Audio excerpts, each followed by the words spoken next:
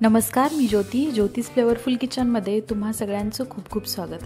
आज मी बनवते आहे साजूक तुपातला एकदम मऊसूद दाणेदार मुगाच्या डाळीचा शिरा किंवा हलवा। तर रेसिपी एकदम सोपी आहे, साहित्य खूप जास्त लागत नाही। जे आपल्या घरामध्ये साहित्य उपलब्ध आहे त्याच्यामध्ये हा हलवा तयार होतो। व्हिडिओ नक्की शेवटपर्यंत बघा। रेसिपीला सुरुवात करूया। तर मुगाच्या डाळीचा शिरा बनवण्यासाठी इथे मी 1 वाटी मुगाची डाळ स्वच्छ धुवून 2 तास पाण्यामध्ये भिजवून घेतलेली आहे। तर डाळ एकदम स्वच्छ धुवून घ्यायची आणि भिजवून घ्यायची। मी इथे 2 तास भिजत ठेवलेली आहे। आता ही डाळ आपल्याला मिक्सरमध्ये वाटून घ्यायची आहे। एकदम जास्त पेस्ट बनवायची नाही याची, आपल्याला दाणेदार याची डाळ अशी वाटून घ्यायची आहे। मी एका मिक्सरच्या भांड्यामध्ये काढून घेते आहे।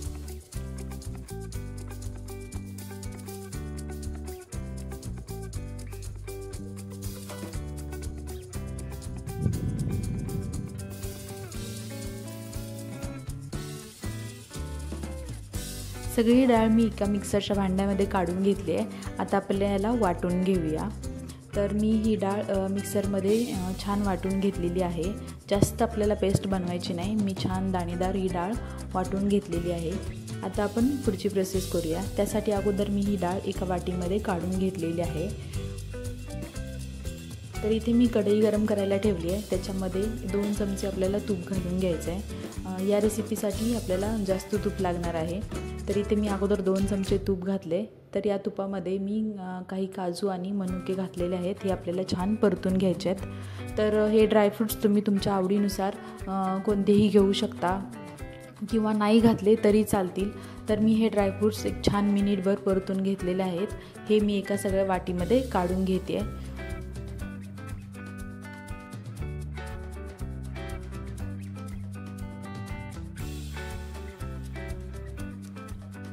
तर इथं काजू आणि मनुके मी छान परतून घेतलेले आहेत।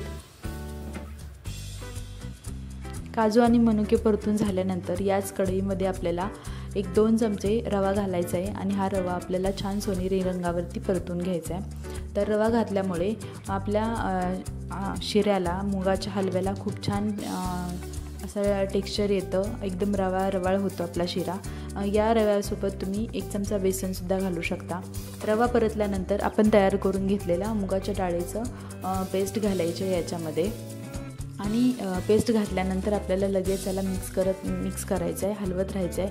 हे असं सोडून कुठेही जायचं नाही, नाहीतर सगळं कढईला चिकटेल आणि रवा करपट लागेल। त्यामुळे सतत हलवत राहायचं आहे। लगेच हा रवा तूप शोषून घेतो आणि घट्ट व्हायला लागतो। त्यामुळे सतत हलवत राहायचं, नाहीतर कढईला चिकटेल।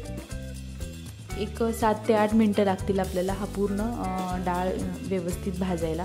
तर एक 5 मिनटानंतर तुम्ही बघू शकता डाळ अशी कोरडी झाली आहे आणि आपल्याला अजून एक 5 मिनटं मंद गॅसवरती अशीच परतत आपल्याला डाळ छान भाजून घ्यायची आहे। डाळ दुसऱ्या गॅसवर शिफ्ट केली मी आणि इथे मी एक पॅन ठेवला आहे। त्याच्यामध्ये 1 वाटी साखर आणि 1 वाटी पाणी घेतले आहे। ज्या वाटीने आपण डाळ घेतली आहे त्याच वाटीने 1 वाटी मी पाणी आणि 1 वाटी साखर घातली। त्याच्यामध्ये वेलची पूड घालायची आणि ही आपल्याला फक्त उकळून घ्यायचं आहे। याचा आपल्याला पाक वगैरे बनवायचं नाही।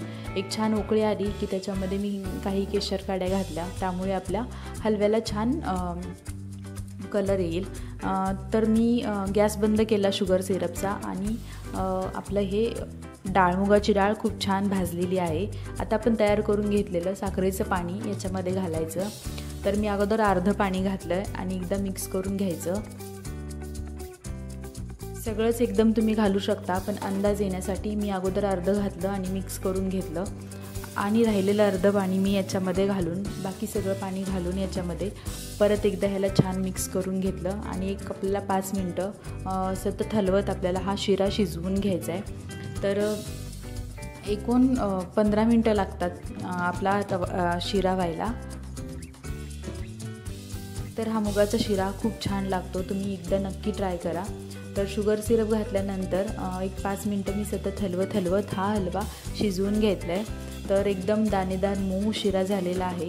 याला आपण जे सुरुवातीला 2 चमचे तूप घातलं होतं त्याच्यानंतर मी 1 चमचा तूप परत एकदा घातलं। तर आपलं हे तूप घातल्यामुळे सगळं तूप आता परत एकदा निघतंय शिऱ्यावरती येतंय, त्यामुळे खूप छान मऊ शिरा झालेला आहे। सुरुवातीला जे आपण ड्रायफ्रूट्स भाजून घेतले होते, काजू आणि मनुके, ती मी याच्यामध्ये घातले। तर आपला मुगाच्या डाळीचा हलवा किंवा शिरा तयार झालेला आहे। तुम्हीसुद्धा नक्की ट्राय करा। आणि हा रेसिपी कशी वाटली, हा व्हिडिओ तुम्हाला कसा वाटला तर नक्की सांगा। व्हिडिओला लाईक करा, शेअर करा आणि चॅनलला सबस्क्राईब करा। थँक्यू।